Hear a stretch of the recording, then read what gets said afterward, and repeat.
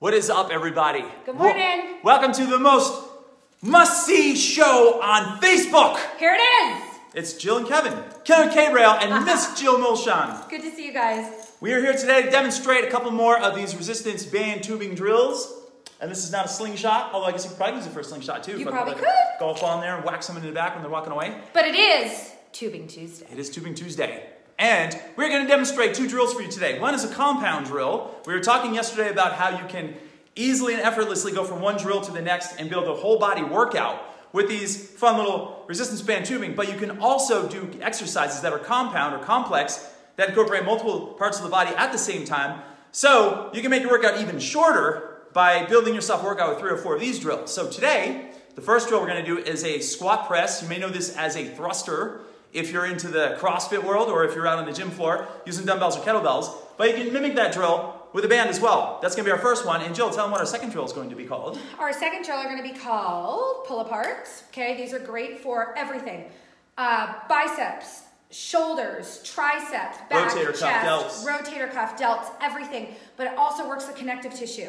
Okay, so for those of you who feel like maybe you're not making so much of a strength gain because everything that connects everything might not be ready for that, this is an amazing, not only strengthener, but great way to strengthen the connective tissue. Okay, so what I like about these two exercises, you can pretty much create a workout and go from the squat thrusters to the pull-aparts and go back and forth 5 times, and you've pretty much worked your entire body. Yeah, and believe you me, your shoulders are going to be feeling it if you do this combination together. It's kind of like chocolate and peanut butter. Yeah. Or mint and chocolate. Or peanut butter and jelly. Or pickles and ice cream. Love pickles and ice cream. I do love pickles and ice cream. Separate, though. Exactly. Not together. Not ice cream with a pile of pickles on top. Okay, let's get to it. We're going to step back. We're going to show you the proper foot position and the technique and everything. I think I'm going to lower the camera just a smidgy-widgy. Okay. The funny dynamic here is I'm 6'3" and Jill is about 5 foot zip. Thank you. Thank you. You're welcome for me reminding you how tall you are. My deepest dark secret you just completely gave away on well, I come off looking like a giant, or you come off looking like a little shorter, but it's all good. Okay, so from here you're going to stand on your band. Make sure your feet are just about shoulder width apart. But if you feel like your band is too tight, just lift up on your feet a little bit and give yourself a little bit more room to work with.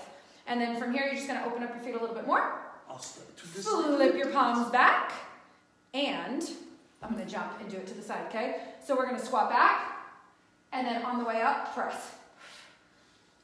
Inhale, sit back, and press. Now watch this, guys. My toes are not going over, my knees aren't going over my toes. Okay? Sit back on those heels, and up. Back on the heels, and up. How many have you done? Like 4? 6. 6? Yeah.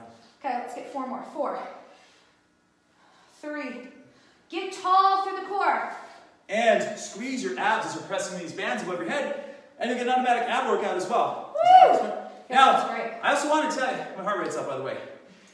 When you're standing on your band, if it's too easy for you, get rid of some of the slack underneath. So step on the band with 1 foot like this, and then add a little tension, and then step out like this, and then bring it up like this. So get a little more tension on your band and make it get harder. If you want it easier, do the opposite. Create a little more slack underneath your feet, and then go into your squat and then come up and do your press. How about a variation? Here, look at this real quick, guys. I was just thinking of this because I used to love to do this exercise, and now I'm going to incorporate it into my workout today. Squat, single arm. Oh, that's a good one. Squat, single arm. So now you're working the oblique. Yeah. Right? So you can add in both of those. Okay, pull apart. Before we go, I got one more thing. When you're doing those presses, make sure your arms aren't fumbling forward like this at an angle. Make sure your arms are in line with your ears or slightly behind. Right here. So you don't want your arms way here at an angle when you're doing your press, okay? Great form, Kevin. Great form. Thank you very much. Okay, Kev's gonna face you. I'm gonna face to the side. Okay, just to show you the variety of muscles we're gonna be working here. Okay, so just as you would with any other exercise, we want you to pull your belly into your lower back, fire the abdominals, and then you really have to adjust your hand placement based upon how much tension you want here. So we're not going to go up by the head. We're going to come directly in front of the body. Okay, arms out as straight as you can. And from here, squeeze, starting with your chest, and then pull your shoulder blades together and squeeze. And then return back to the starting position. Okay, so start by firing the arms, delts, triceps, back. Yep. Okay, and you guys can see here how much back. I was going to say, turn around. Let's look at the I'll do the anatomy lesson here. See how our scapulars are pulling in? Look at all this right here, contraction going on. This is your traps right here. Down going in through here. Her delts, her rotator cuff is inside here. Lateral delts as well. So that right there is a really good pictorial of what you can expect when you're doing this drill. She's going nice and slow and controlled. Fast does not win this race, folks. You want tension. Remember we talked about friction a few weeks ago where we would work with the discs. That is always the case. We use the word friction or we use the word tension. I like the word tension. That's why I like Turkish get-up so much, because you have a lot of tension in your core. So pull all the way out like this, and I'm going to do a side angle. I don't know if we did an actual side angle. So see how far I go? And then right there, squeeze your shoulder blades, and then come right on back like that. So don't get chintzy and kind of stop here. You want to come all the way out, all the way back in. And if you bring your hands in closer and you start pulling out, you're not going to be able to go all the way back, but you are going to be able to get a significant amount of more tension the closer your hands are. But always start with that tension out. So don't start like this. Kind of start like that. And then just take it from there. And again, to refresh your memory on the resistance of these bands, the yellow ones are the lightest, and then they go up in resistance depending on how dark the color is. So it's like yellow, green, red, blue, purple, black, I don't know. But you'll see when you grab them which is which.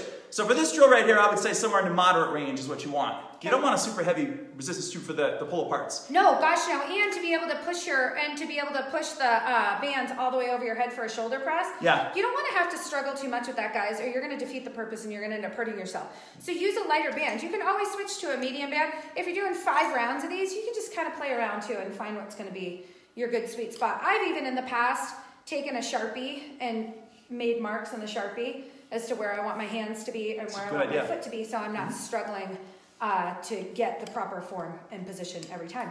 So hopefully you guys enjoyed these exercises. Our suggestion is to do the squat thrusters and the pull aparts in combination, 5 sets of each. That'll give you 10 sets for the day. Really great if you've been sitting at your desk all day too, guys. Really opening those shoulders up and pulling everything back. Yeah, and we just did like 1 set of each, and I'm already feeling it. Now, granted, I feel great. I did about 200 snatches this morning with the kettlebell, but I still felt this big time. It's a good secondary thing. So anyway, there you have it. There's your band drills for today. Go out and enjoy Tubing Tuesday. Go out and shoot some bow and arrows if you have some time, because I'm just kind of in the mood to do this. And make sure to get at least 8 hugs for 8 seconds. Make sure to think positive thoughts, put good chi out into the universe, and it'll come spinning around 10 times greater to you. And no matter what, never, ever, and I mean ever, give up. Never stop. Resilience is more important than momentum. Remember that. Because it's easy for us to work out every day because we're in a groove. But what happens when you get up in the morning and you don't feel like working out? My 3 reasons. I woke up this morning. Why don't I want to work out today? This was exactly in my head. I'm tired, I'm sore, and I'm hormonal. Okay? What are the 3 reasons I will work out today? Because I'm tired, and I'm sore, and I'm hormonal. So take all of those reasons why you can't exercise today or don't want to, and turn them into the #1 reason why you should exercise today. I love it. Till next time, this is Killer K-Rail. I'm Chill Mulshine. See you tomorrow. Gun show, baby.